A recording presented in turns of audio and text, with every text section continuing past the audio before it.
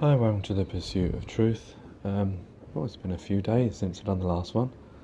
At last, I'm starting to slow down. Maybe I've said all that I need to have said or repeated it so many times that I've said everything.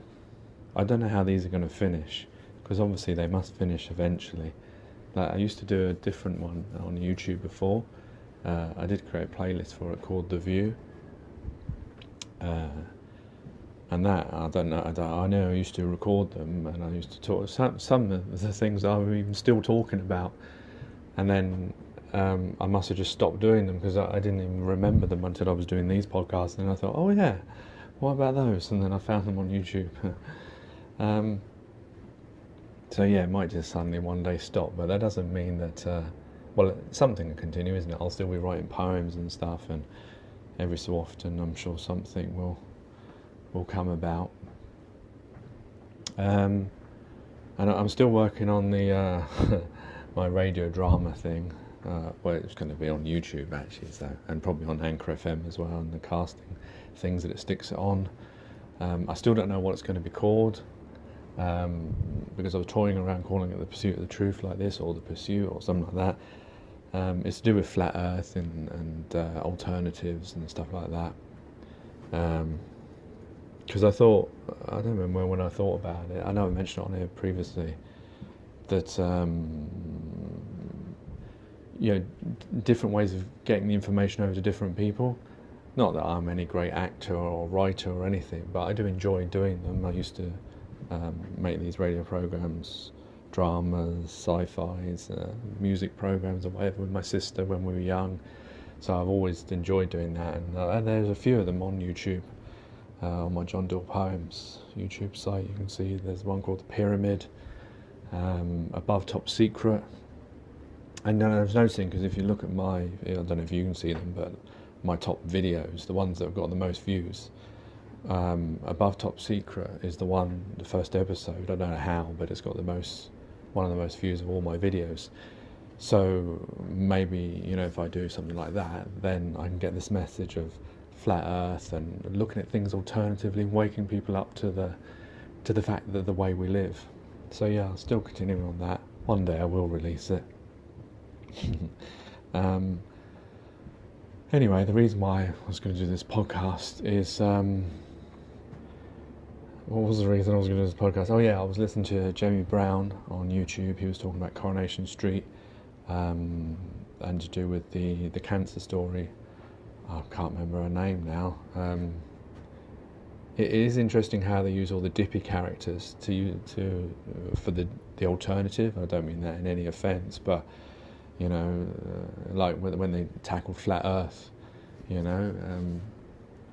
so I can't remember her name, but anyway, you'll know if you know Coronation Street. She has cancer, and she met a friend who's an alternative, uses alternative medicines. And it does look like someone on the script team of Coronation Street is either interested in these things or maybe these things are trending. But there've been a few in Coronation Street. It makes you think there is someone in the writers' team that is exploring this, and I'm sure it's going to be gate kept. I'm sure. I believe, I haven't seen the episode, but I believe Jamie was saying that the friend that she met, who sort of stopped her from continuing chemo because she's pregnant, has got her on alternative things. I think she may have died. So obviously they are gatekeeping it, trying to show that, if you don't use chemo, if you don't use radiation, you use alternatives, then you're definitely going to die, even though probably with radiation and chemo you're going to die anyway. And anyway, it doesn't seem like my understanding, because obviously I don't know that much, but my understanding is when you take these things, they don't actually cure you, they just prolong your life for a number of years.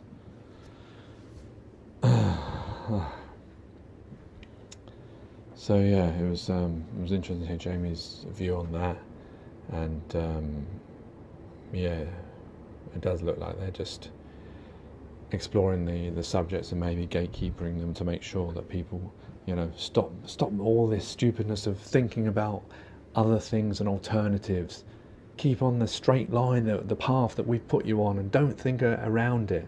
Do you think you're better at thinking about things than us? Oh dear. trained monkeys. That's what we must be. Trained monkeys, believing and spouting out everything that we're taught and not questioning it. And if we find something that's wrong with it, be quiet, or you'll be attacked and belittled for having a thought outside the box. I think that's the kind of society we live in, where we should be embracing people trying to come up with better ways. But then today I was walking when I was going to the GP, so I've got a sore throat that's lasted a bit of time. They think it's laryngitis, which you can probably notice my voice is a little bit deeper. And I saw in the street 3 people huddled up under blankets, and it was just making me think of, when I talk about all this stuff on here, and I've talked about how many months now, all these concepts and all this, the way we could live our life much better, and why don't we, and why this and why that, and things never seem to change. And then I see when I see the state of humanity, or the state of humanity's heart, of the majority of people, I must say, I'm sorry to say, it is the majority of people, because we all walk past, some of us may give money or may help in whatever way we do, but we don't sort of, because of the way we've been programmed, trained, schooled, whatever you want to call it, we see ourselves in these little family units. We don't see ourselves as one species, which we are, so that, that stops us from, helping actual people out. If it was in the middle of a plane crash, you'd do anything to help another person survive and live. But when it comes to normal reality, no one's going to take that person into their house. By mere suggesting it, you probably think, oh, you're going to get raped, or you're going to get killed, or you're going to get burgled. Because we're programmed to think all these things. But all these people that on the news that said there'd be, is it 25,000? And that's probably like a figure that's well under, because I don't know how they count all these people, but imagine that in the 7th richest country on this land, and we have over 25,000 people on the streets in a time in this, I don't believe in this, but in Christmas, in the Western idea of Christmas, love and joy to every man and woman and child, and yet all these people on the streets, some of them were going to be under 18, children, and the government may have schemes and do this, that and the other, but still the fact is there are people, I walk past them in this, and it just shows you, how can there be change of any great matters when we can't even do the basics? And I see, like when I was at the GP, the receptionist, there was this guy, he was on the phone, and the receptionist came out, and at first I thought, is it a GP? And they came to say to the guy on the phone, oh, please don't use the phone, and there's a sign up there or something. I didn't see any sign. And they said, said to him, oh, it affects the equipment.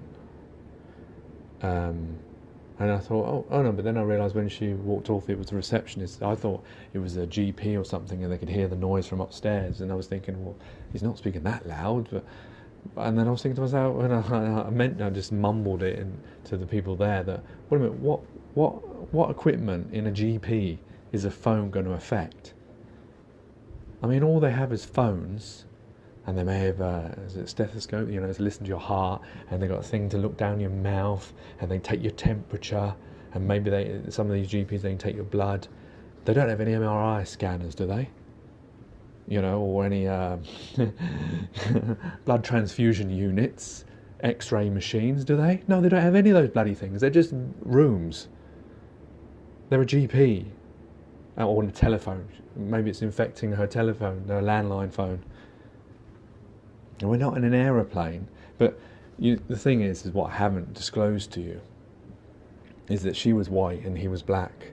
so-called white, so-called black, because I don't believe in any of these things, because they're just man-made concepts to divide us. There's no such thing. We're all one species. We just happen to look different, you know. Some of us have blue eyes, some of us have brown eyes, some of us have black hair, some of us have brown hair. Some of our faces are pink, white, yellow, brown, whatever they are. But it doesn't mean I'm going to go around calling people blue eyes.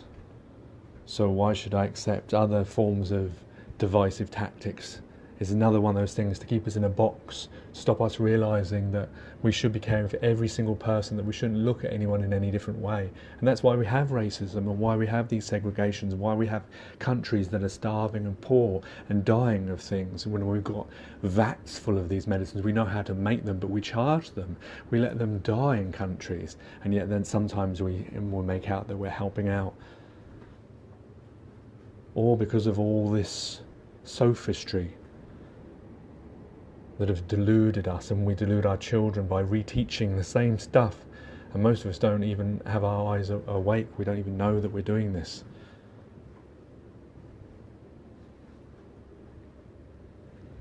But yeah, I don't know whether that was a thing, but I think it was. I bet if I was using the phone, she wouldn't have come up to me and told me to stop using it, because I would have said to her, what do you mean? How is my phone affecting any of your equipment here? What do you think? Have you got any proof for that? I don't know. My throat's hurting now, so I think I've talked too much. All right, take care, take it easy. God bless and peace.